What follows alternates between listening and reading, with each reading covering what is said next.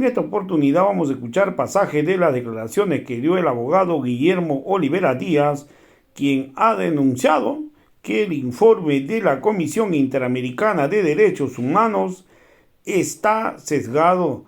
No dice nada de la defensa del presidente Pedro Castillo. El abogado Guillermo Olivera ha hecho entrever que es muy posible que el abogado Guido Croxatto no ha presentado ningún documento para defender ante la Corte Interamericana de Derechos Humanos al presidente Pedro Castillo. Mencionó que Guido Croxatto solo se ha dedicado pues a nombre del presidente Pedro Castillo, ha visitado a varios presidentes, ha recorrido varios países, hasta ha llegado a México y a Colombia, pero que no habría presentado ningún documento ante la Corte Interamericana de Derechos Humanos. Entonces hoy la verdad que la denuncia que hace Guillermo Olivera es muy grave. También mencionó que Olivera Díaz pues ha mencionado de que no se habría presentado ningún documento porque ya se le había vencido el tiempo, a Guido Croxatto. Entonces hoy, por eso que está rechazando y dice por qué el documento de la CIDH es un informe sesgado. No dice nada qué pasó en los días 8, 9, 10 al 14 de diciembre. Solamente habla del 7 de diciembre cuando Pedro Castillo pues cerró el Congreso. Entonces, pero no habla nada de los demás días. Entonces aquí deja mucho que pensar y hay que analizar todo. También ha dicho claramente pues que Pedro Castillo firmó la notificación por el cual le estaban deteniendo. También Olivera Díaz le ha mandado un mensaje al presidente Pedro Castillo.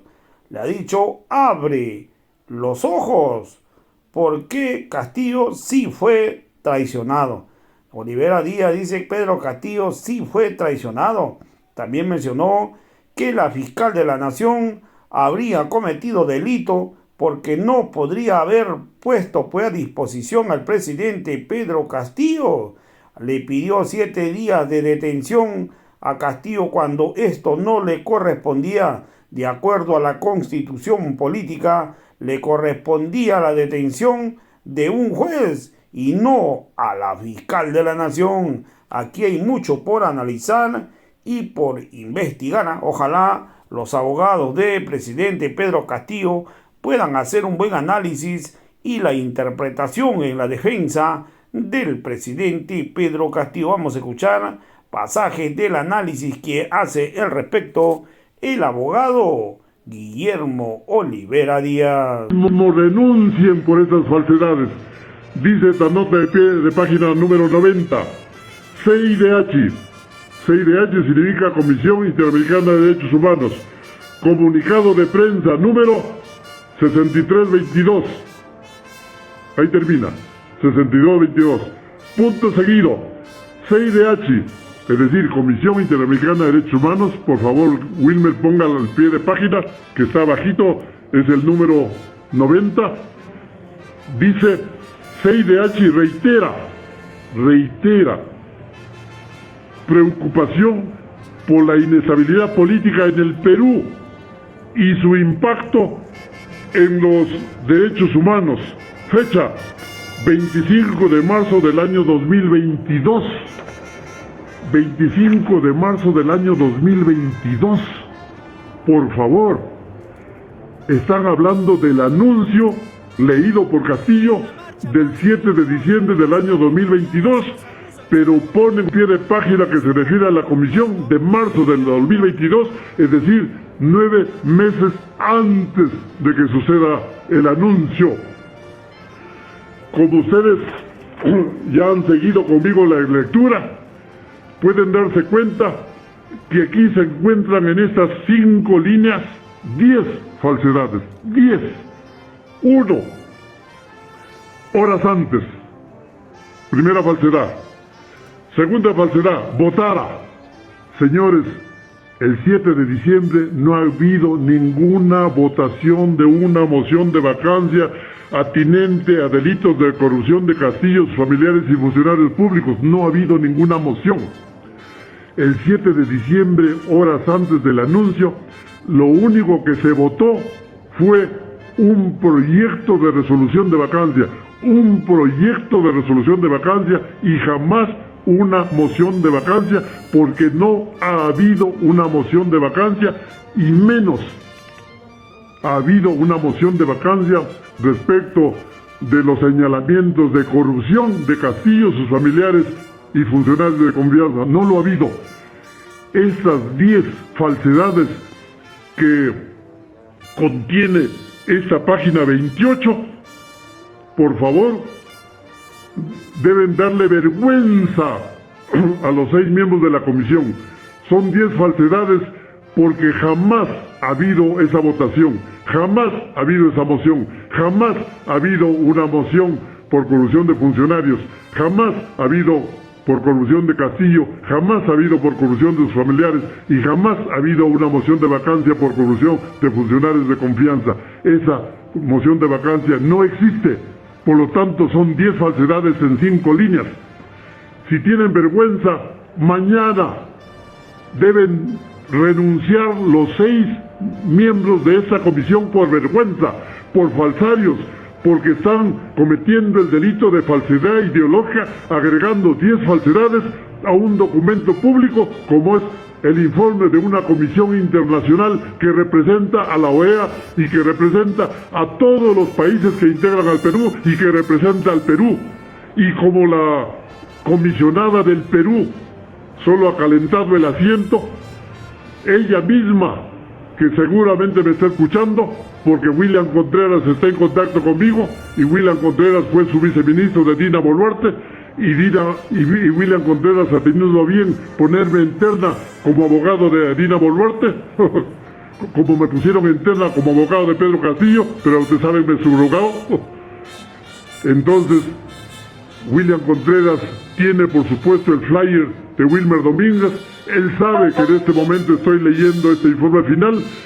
Seguramente Dina Boluarte me está escuchando y seguramente me está escuchando también el chacal Alberto Otárola, y mañana mismo deben llamarlo o llamarla, convocarla a la comisionada que representa al Perú para que vía ella le toque el hombro a sus 6 colegas comisionados y para que renuncien por estas 10 falsedades y para que el Perú mismo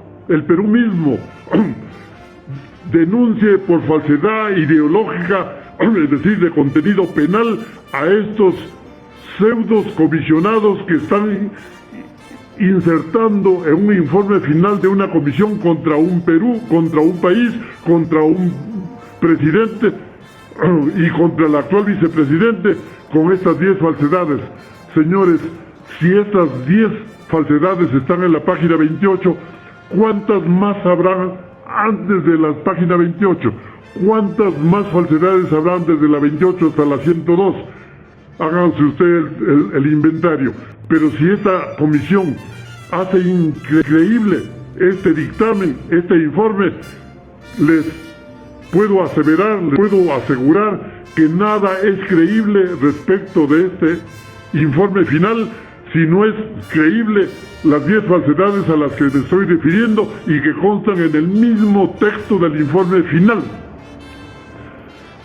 Y eso es respecto del título. Miren, solo el título me ha permitido hacer este pequeño soliloquio, este pequeño monólogo. Ahora viene, después del título, el índice. Por favor, muestre Wilmer Domínguez el índice de este informe final. Aquí está, índice, miren, esas letrotas mayúsculas, índice. ¿Cuántos capítulos tiene ese índice? Tiene 8, 9 con anexos. 8 capítulos tiene. Les voy a leer el primer capítulo. 1, introducción. Doctor, disculpe, ¿qué página es para encontrarlo? Sí, la página 3.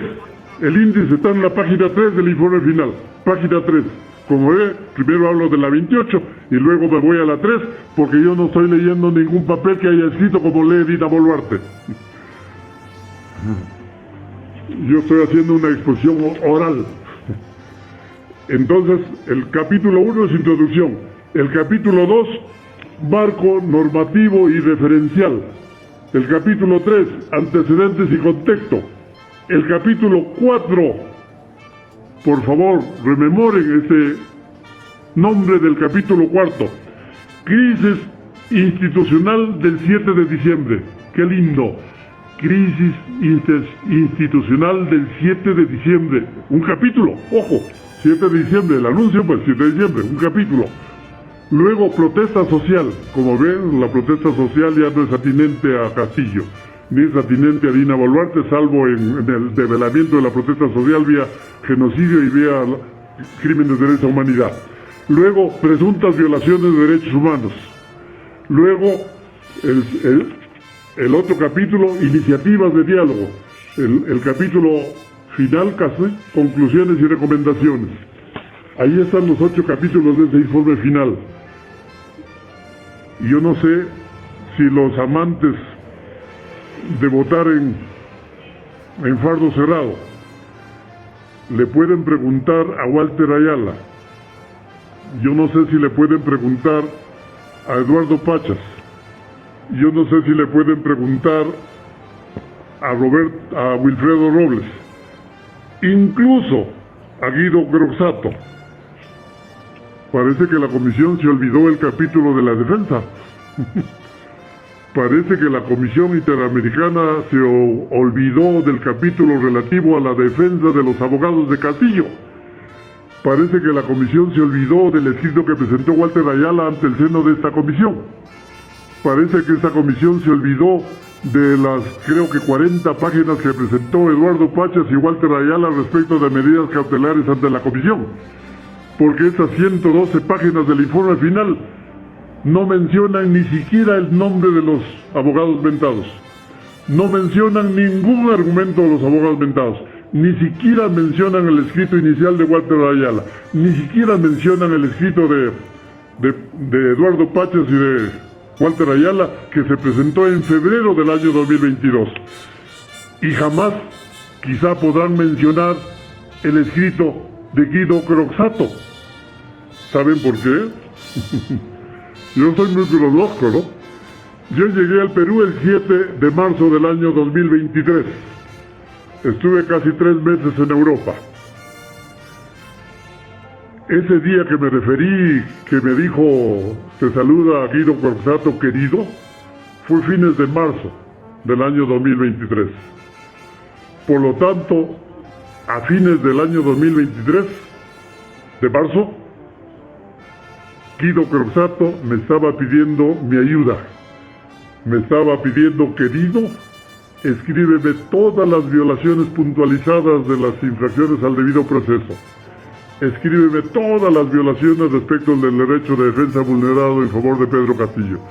Y como yo no le escribí ni una línea, ni una palabra, más bien lo he bloqueado por conchudo, es que estimo, supongo, presumo, imagino que Guido Croxatto a partir del fines de marzo del año 2023 no ha presentado ningún escrito ante la Comisión Interamericana de Derechos Humanos, por lo tanto, no lo podrá referir la Comisión en su informe final a Guido Croxatto ni por el nombre, ni por su escrito, ni por los argumentos que no existen si es que no los presentó.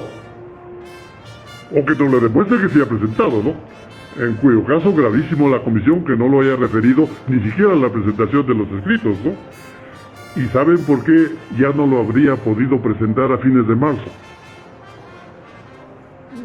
Ustedes creen, los que están en el Perú leen a Hildebrand en sus 13, ¿no? Recuerden que ayer viernes salió la revista Hildebrand en sus 13, en donde se ocupa de este informe final de la comisión, en parte. No, por supuesto, al estilo Guillermo Rivera Díaz, ¿no? Bien difícil que él no dormió conmigo, ¿no? Para yo haberle dictado cosas que ahora estoy pergeñando. Él se ocupa de las observaciones que ha presentado Dina Boluarte, Alberto Otárola, al proyecto de informe final de la comisión, al proyecto. Eso significa que la comisión, de acuerdo a su reglamento, de acuerdo a su experiencia, tiene que notificar el proyecto al gobierno concernido para que el gobierno, objeto de su pluma, de su imputación de violaciones, pueda hacer descargos, es decir, levantar las observaciones. Eso no sé qué día, pero se notificó, al parecer, a fines de febrero del año 2023. Si ya se notificó el proyecto de informe final al gobierno peruano a fines de febrero del año 2023, Guido Croxatto estaba tarde, a fines de marzo del 2023, porque ya había un proyecto de informe final escrito y notificado al gobierno peruano. Así que Guido Croxatto no se había ido ni siquiera a tocar la puerta de la comisión, porque él prefería besarle las manos al Papa. Porque Guido Croxatto le interesaba estar en Florencia. Guido Croxatto le interesaba estar con sus hermanos de Milano. Esos que pagan el pasaje, esos que lo llevan a dormir en su casa, esos que invitan desayuno, almuerzo y cena con vino tinto, con Chianti o con Valpolicella. A Guido Croxatto le interesaba estar en Alemania para que lo entrevisten allí. A Guido Croxatto le gustaba estar en París, porque ahí también lo entrevistaron. Y antes de ese periplo europeo, a Guido Croxatto le interesaba estrechar las manos de AMLO, de López Obrador, en México, que tuvo la dicha de haber sido recibido por un presidente de México. A Guido Croxatto le interesaba ser recibido por el presidente de Colombia. Ya ustedes saben quién es, ¿no? ¿Y por qué Guido Croxatto, en lugar de visitar al presidente de México, al presidente de Colombia, y de visitar al Papa y a Milán y a Florencia, por qué no se ocupó de visitar Washington para hablar con cada uno de los comisionados de esta comisión? Para por lo menos leer, y cito, en la carpeta de la comisión, en Perú se llama carpeta fiscal, ahora diremos en la carpeta de la comisión, ese proyecto de informe, que no fue contestado inmediatamente porque la comisión le dio al gobierno peruano 15 días para absolver el proyecto de informe, es decir, para que presentaran sus observaciones. Como en el Perú somos amigos de la leguleyada, Dina Boluarte, que es abogada, y Alberto Otárola, que también es abogado, tuvieron a bien dilatar el trámite y pidieron 15 días más. O sea, si la notificación del proyecto de informe final se hizo a fines de febrero, 15 días vencen el 15 de marzo. 15 días más vencen a fines de marzo. Por eso es que el gobierno peruano presentó las observaciones, y con esas observaciones recién se aprobó el informe final el 23 de abril del año 2023. Así que tarde para Guido Croxatto. Qué bien que no le escribí nada, qué bien que no le escribí las 100 páginas, porque las había puesto al tacho de basura, o yo no sé si lo habría dejado al lado de su papel higiénico en el baño, porque eso hacen los abogados que no quieren, no estiman a sus colegas. Y valgan verdades, a mí no me quiere Eduardo Pachas, a mí no me estima Walter Ayala, Wilfredo Robles. A mí solo me quiere en palabras Guido Croxatto, pero lo he tenido que bloquear por conchudo. La única que creo que me estima es Indira Rodríguez. Pero ninguno de ellos me ha acreditado nada. Como no me ha acreditado en ninguna forma, nadie, es que yo no puedo ser un abogado espontáneo que me lance al ruedo de la Plaza de Hachos para aprender a torear. No, por favor. Por eso es que yo no puedo autodesignarme ante la Comisión Interamericana de Derechos Humanos, ni puedo autodesignarme ante la Corte Penal Internacional de La Haya. No, se me tuvo que designar debidamente, acreditar debidamente, para recién yo tener alguna personería para haberle ayudado a Guido Croxatto o para yo mismo irme a Washington y tocarle la puerta. Ahora no, ya es tarde. Y bueno, y como ven, este famoso capítulo que les acabo de decir, el cuarto, dentro del índice, se llama Crisis Institucional del 7 de diciembre. Ojo, del 7 de diciembre. Ahí está. Crisis Institucional del 7 de diciembre. Por favor, señores miembros de la comisión. Y la crisis del 8 de diciembre, que no es el 7. Y la crisis del 11 de diciembre, que no es el 7. Y la crisis del 12 de diciembre, que no es el 7. Y la crisis del 13 de diciembre, que no es el 7. Y la crisis del 15 de diciembre, que no es el 7. Y la crisis del 28 y 29 de diciembre, que no es el 7. Por eso, señores, este es un título sesgado, farsesco, porque justamente omite referirse a la defensa y solo quiere relevar este 7 de diciembre. Este 7 de diciembre, omitiendo los días siguientes, y le voy a enrostrar comisión para que lean qué sucedió el 8 de diciembre. Aquí está referido el 7 de diciembre de don Pedro Castillo.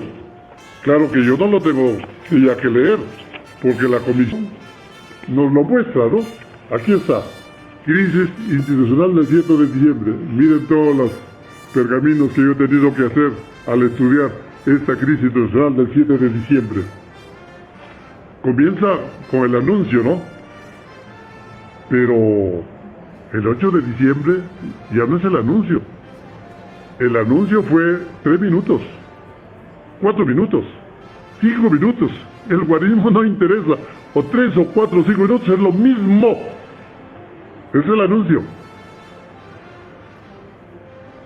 Y después del anuncio, don Pedro Castillo solo fue detenido. El anuncio fue a las 11:40 de la mañana, del 7 de diciembre. Y fue detenido con la marca Harvey Colchado ese mismo 7 de diciembre a la 1:42 de la tarde.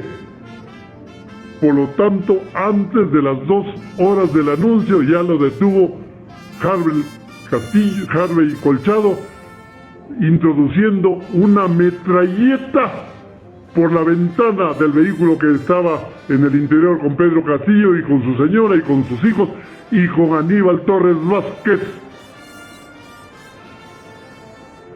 Por lo tanto, nada hay que imputarle, además de esas 2 horas, a Pedro Castillo, porque a la 1:42 ya estaba detenido, aladito con su disque abogado, Aníbal Torres Vázquez. Y recuerden, le notificaron la detención. ¿Quién le notificó la detención? La fiscal de la Nación, Patricia Benavides Vargas. ¿Quién la leyó primero esa notificación de detención? La leyó su abogado circunstancial, ese victimario, Torres Vázquez. Le leyó, le diría seguramente Pedro, eso yo ya no lo escuché porque no tengo oídos de tísico. Le diría, Pedro, estás detenido, tienes que firmar, no te preocupes, yo te voy a sacar cuando sea presidente, firma nomás. Y yo también lo voy a firmar, ¿ya? Así que la notificación de detención la firmó Pedro Castillo Terones y el verdugo Aníbal Torres Vázquez fungiendo de defensor. No tuvo la bondad de buscar a algún abogado penalista. No tuvo la gentileza de llamar a alguien que supiera más que él. Según se sabe, sí lo llamó a Benji Espinosa, pero Benji Espinosa no sé si le contestó, o si le contestó, no quiso irse a ese trance, y como no quiso, tuvo que hacer de abogado penalista, entre comillas, que da pena, Aníbal Torres Vázquez. Es decir, lo entregó el 7 de diciembre a su presidente, Pedro Castillo Terones, en la cárcel el 7 de diciembre. ¿Y por qué les digo lo entregó? porque Aníbal Torres Vázquez también entregó a otros en su vida. Entregó a muchos estudiantes de San Marcos. ¿Saben por qué los entregó? Porque él era interventor de San Marcos. Interventor, ojo, con mayúsculas, designado por resolución suprema. Interventor firmado por Alberto Kenya Fujimori en esa resolución suprema y con el sello Presidencia de la República. Así que aunque no sea fujimorista, lo designó Fujimori interventor en San Marcos. Los años 90, ¿no? 93, 94, 95, la fecha no me interesa, ¿no? Pero los años 90 en donde estaba pues gobernando la férula ignominiosa, autoritaria, tirana de Alberto Kenya Fujimori. Así que cualquier permiso que se tenía que dar de un operativo para San Marcos la tenía que autorizar la comisión interventora que la integraba Aníbal Torres Vázquez. ¿Y quién creen que era el jefe militar de esos operativos que incursionaban en horas de la amanecida en la residencia de San Marcos? ¿Quién creen que era? Escríbanlo, escúchenlo. El jefe militar de esas intervenciones se llamaba en ese año Gustavo Bobbio. Gustavo Bobbio era el jefe militar y era el jefe académico Aníbal Torres Vázquez, trabajando en dupla, en coyunda, para sacar a los estudiantes de San Marcos, a quienes los levantaron en el número de 566. Por lo tanto, muchos desaparecieron, muchos fueron expulsados del recinto universitario con la firma de Aníbal Torres Vázquez y fueron intervenidos con la intervención y la bayoneta de Gustavo Bobbio. ¡Qué coincidencia! El año 95 estaba Aníbal Torres Vázquez en San Marcos y era el jefe militar de San Marcos, Gustavo Bobbio. Y el 7 de diciembre de nuevo estaba Gustavo Bobbio y Aníbal Torres Vázquez escuchando el mensaje de Pedro Castillo. Saquen sus conclusiones, amigos que me escuchan y que quieren poner de candidato a la presidencia, incluido don Pedro Castillo, ¿no? Porque acabo de escuchar a Betsy Chávez que decía: estoy autorizada por el presidente Pedro Castillo que todos los votos de él pasen para Aníbal Torres Vázquez, por eso es que él ya se ha puesto el uniforme de candidato a la presidencia. Deben tener en cuenta que el que se ha puesto ahora de candidato a la presidencia era el jefe en San Marcos, el que autorizaba los operativos militares para desaparecer a los estudiantes, y ese es el mismo que ha entregado al presidente Pedro Castillo con el mismo personaje, Gustavo Bobbio, en su calidad de ministro de Defensa. ¿Y quién creen que lo puso de ministro de Defensa? ¿Quién creen? A que lo sepan los que no lo saben, los que están alejados de la información de inteligencia.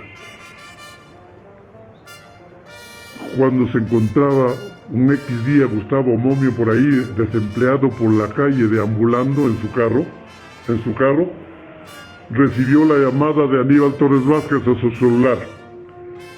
Le dijo: ven. Y Gustavo Bobbio se fue. ¿A dónde creen? Se fue a la casa de Aníbal Torres Vázquez, porque ya no era primer ministro, era el asesor legal 2 de Betsy Chávez.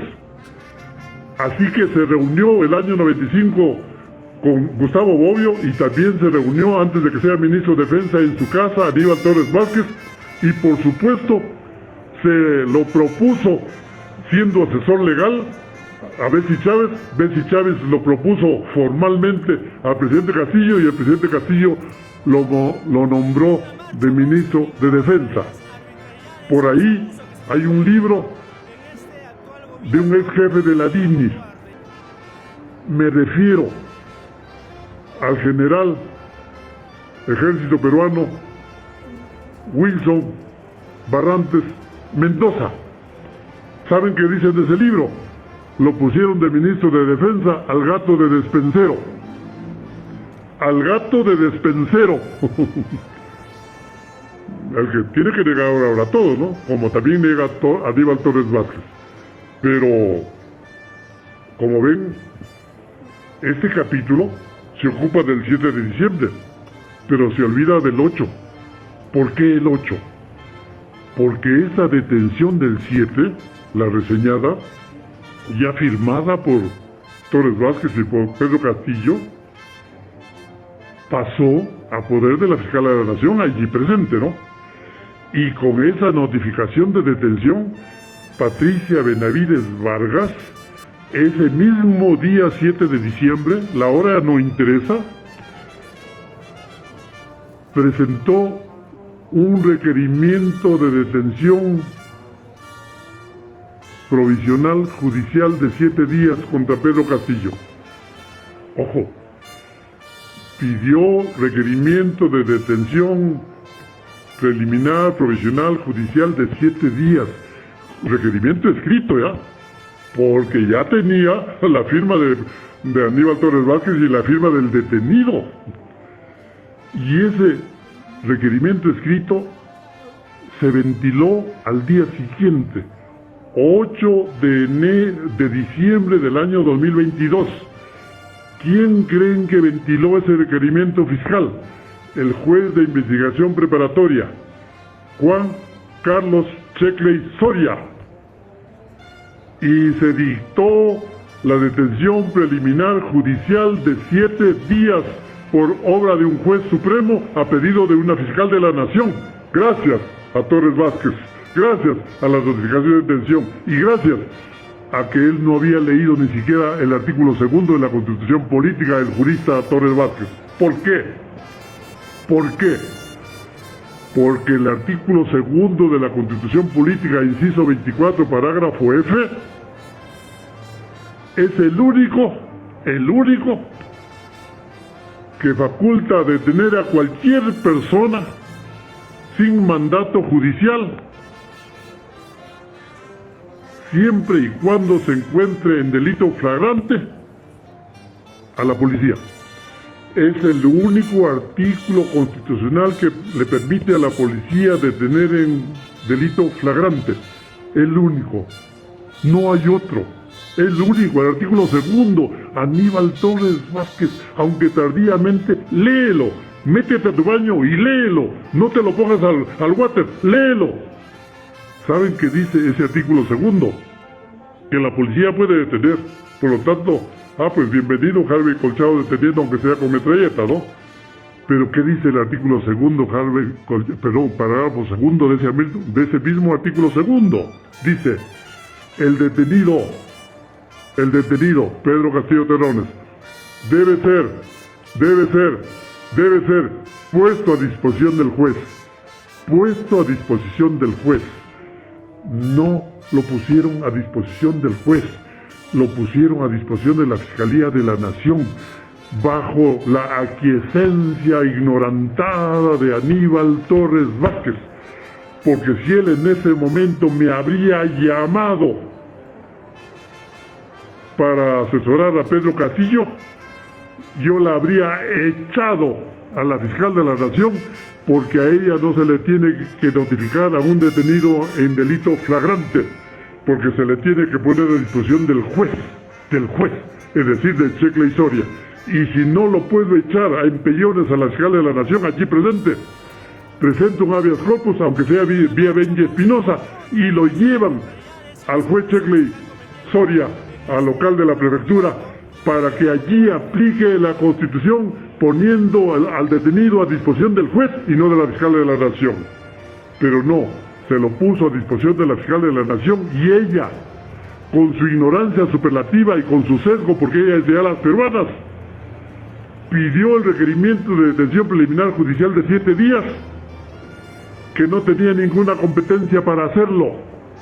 No tenía ninguna competencia para requerir ni un minuto más de detención de un presidente de la República, porque al ordenamiento jurídico hay que estudiarlo, no hay que ser civilista, no hay que ser profesor del acto jurídico, no hay que enseñar contratos para contratar la logística de las vacunas en favor de mi hermano, ya me refiero a Torres Vázquez, ¿no? No, hay que ser muy acucioso en el campo penal y en el campo procesal penal.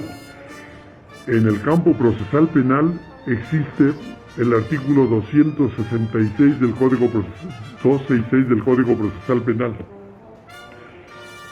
cuyo título es detención en flagrancia. Detención en flagrancia. Ojo, Código Procesal Penal, ley ordinaria. Detención en flagrancia. Ese es el que habrá leído, pues, el Harvey Colchado. Ese es el que habrá leído, pues, Patricia Benavides Vargas. Ese es el que habrá leído el juez supremo Shekley Soria. Y ese es el que habrá leído César San Martín Castro y los que aprobaron la detención preliminar judicial de 7 días, que lo elevaron a 9 días. Ese, en efecto, dice que al detenido se lo pone a disposición del fiscal y el fiscal puede pedir la detención preliminar hasta por 7 días. Señores, ese artículo 266 se ha dictado últimamente, se ha modificado el Código Procesal Penal y esa es por una ley ordinaria.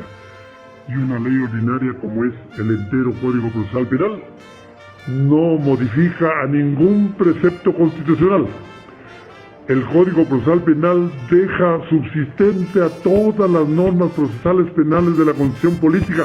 Por lo tanto, esa Constitución del año 93, esa muy recusada, hasta por Alberto Borea Odría, el acólito ahora, defensor ahora, de los fujimoristas, esa Constitución dice que hay que poner al detenido en flagrancia a disposición del juez. El Código Procesal Penal dice a disposición del fiscal, pero de Juan Sánchez, pues, de Perico Los Palotes, pues, de algún fiscal provincial, pues, de algún fiscal superior, pero no de los aforados, no de un presidente de la República, no de un juez supremo, no de un fiscal supremo, no del Tribunal Constitucional, no, porque los aforados tienen otro fuero. A los aforados primero rige la Constitución, que prevalece sobre el Código Procesal Penal, por lo tanto no lo pueden poner a disposición de la Fiscalía sino del juez, porque lo dice la Constitución. Y el juez Shekley Soria no podía ampliar la detención que ya sufría la detención policial ni un minuto más, porque el juez de investigación preparatoria tenía que aplicar un mandato constitucional expreso, específico, especializado, apodíctico. Juan Carlos Shekley Soria, señores miembros de la comisión ordinaria que ustedes han olvidado del 8 de diciembre, en donde se dictó la detención preliminar judicial de 7 días. Ese artículo 100 dice que el fiscal de la nación, ojo, Patricia Benavides, el juez supremo, ¿quién? Shekley Soria. Ahora se llama juez de investigación preparatoria, ¿no?